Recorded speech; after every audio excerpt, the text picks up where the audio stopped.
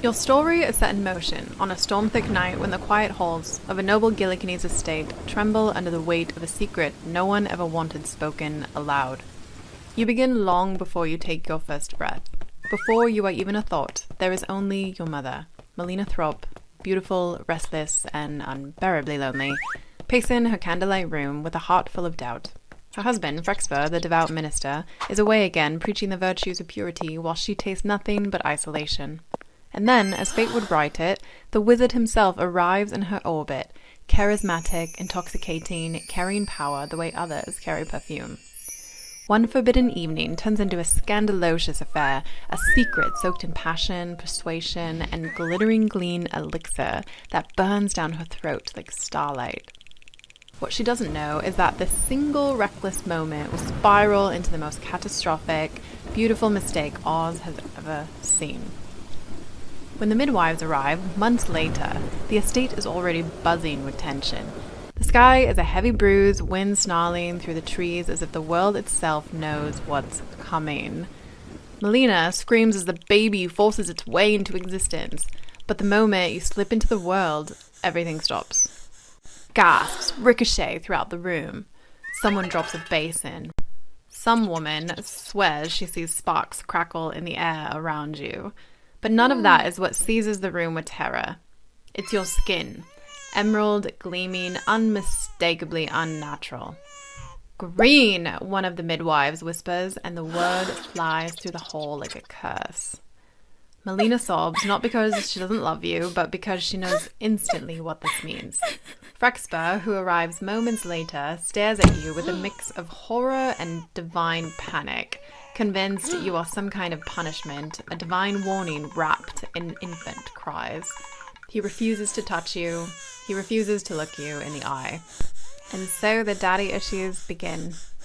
Your emerald skin becomes the scandal everyone whispers about, but no one dares says aloud. You grew up surrounded by fear disguised as piety.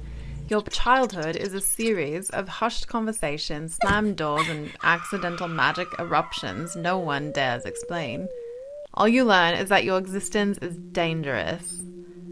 But then comes the day that cements your legend. A party at the estate, full of noble guests pretending not to gossip about you, takes a disastrous turn when a group of children taunts you for your skin. One pushes you, another laughs, and suddenly something inside you snaps. Magic bursts out in a frenzy, sending gusts of invisible force roaring through the courtyard. Tables flip, lanterns shatter, guests dive to the ground shrieking, and you stand in the center of it all, small and trembling with power radiating off you like heat. That is the day they stop pretending you are normal. That is the day you understand you will never be allowed to simply exist. But sure, you're the problem, not the nobles who turned bullying a kid into a spectator sport. Your adolescence is lonely, brilliant, and sharp around the edges. Nessa Rose is born, delicate, adored, everything you are not. You became the watchful sister, the misunderstood one, the girl whose power grows in tandem with the world's unease. You learn quickly, fiercely, and hungrily, but acceptance remains out of reach. But then fate, rude as ever, pushes you towards Shiz University. Your arrival at Shiz is memorable. Students scatter and faculty stare. You are assigned a roommate who reacts to your presence as if you've crawled out of the nearest haunted well. Galinda, beautiful, spoiled, and allergic to anything not matching her color palette, looks at you and immediately decides the universe has personally wronged her with your existence.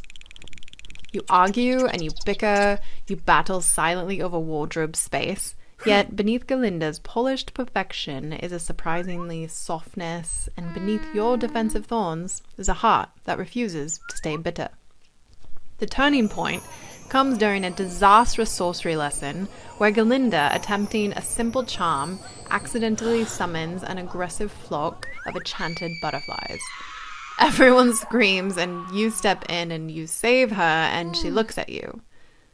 Really looks at you with something like awe. That is the moment where the impossible takes root. Friendship. Slowly, Galinda becomes the one person who refuses to treat you like an anomaly. She teases you and challenges you and defends you when snobs whisper. Your friendship becomes the scandal Shiz never saw coming. It's not romantic and not dramatic, just bizarrely perfect in its improbability. You excel and you question, you challenge, and you capture the attention of the one person who seems to genuinely see you, Dr. Dillamond. He talks to you like you're a student and not an urban legend.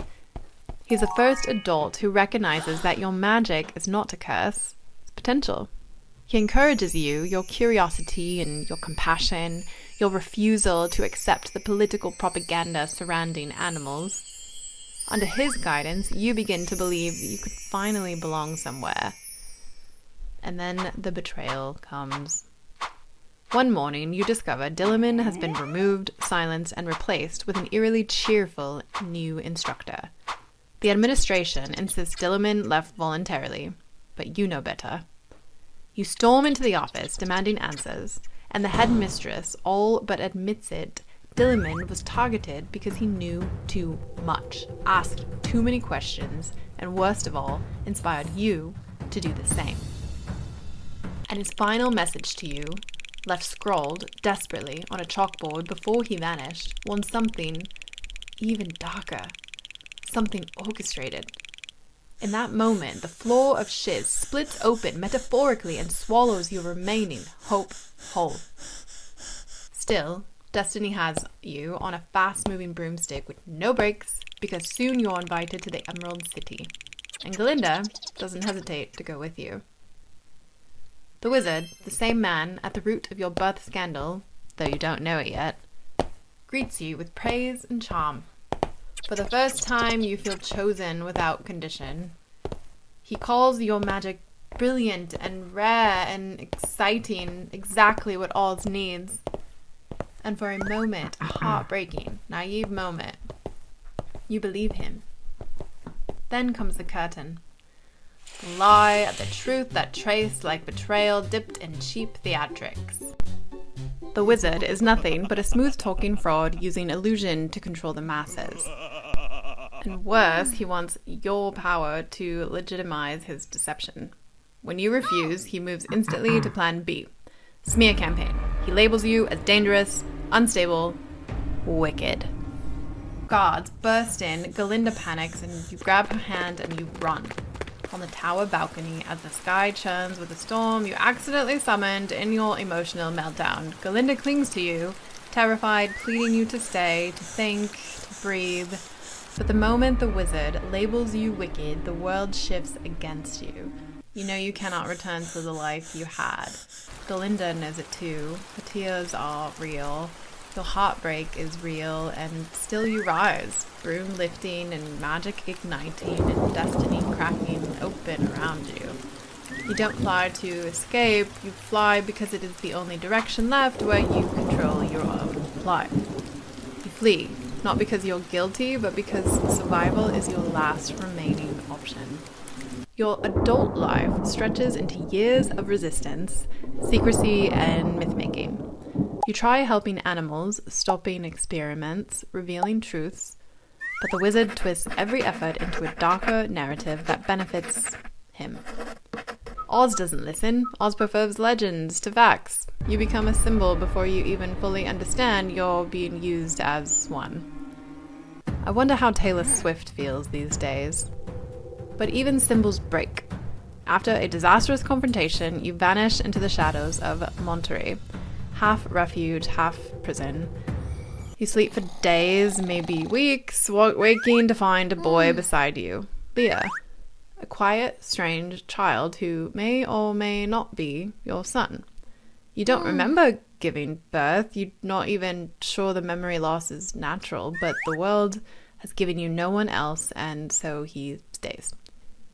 Then there's Yackle, the cryptic Mont who appears everywhere fate tightens its noose. She speaks in riddles that sound uncomfortably like truths. She knows too much about your mother, too much about the wizard, too much about you. She nudges you toward the thing you have avoided your entire life, your purpose. By the time you reach this part of your life, you've already shed so many versions of yourself, and it's hard to remember who the first one even was. The girl from Shiz, The sharp, questioning, inconvenient girl feels like a distant echo now, and the hopeful young woman who once believed she could fix Oz with stubborn morality and a raised voice, she's gone too, fractured somewhere between betrayal and deep loss. Your journey becomes stranger, more ethereal. Oz seems to warp around you, and paths bending, omens rising, people whispering your name the way others whisper curses. You learn that Nessa Rose's jeweled shoes, her last remaining legacy, have been stolen and weaponized as symbols of power. You pursue them out of greed, not out of grief. They are the one few pieces of your past that left that haven't been twisted by rumor. Grief doesn't sit quietly beside you. It demands and claws and drags you into a frenzy of work that leaves your hands trembling and your mind a battlefield. You turn spells to grimoires, to alchemy, so even the old pages seem to resist your touch. You try the impossible again, and fueled by something sharper than hope and far more dangerous. And Galinda becomes the solved tragedy threaded through your every choice.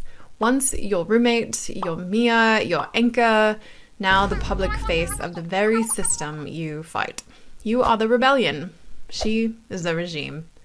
Yet beneath the politics, there is warmth, regret, love in a form neither of you ever names. Your final meeting is not a battle, but a heartbreak. You stand opposite each other, older, exhausted, shaped by forces larger than either of you. She asks you to stop. You ask her to see. Neither of you can. But there is no hate in the parting, only sorrow. Two women born in the same place who ended up on opposite sides of someone else's story.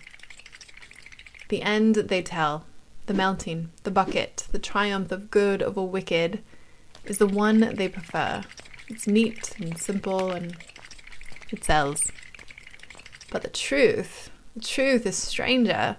Your life is a collage of manipulation, prophecy, rebellion, and fate. You were never wicked by nature, only by narrative.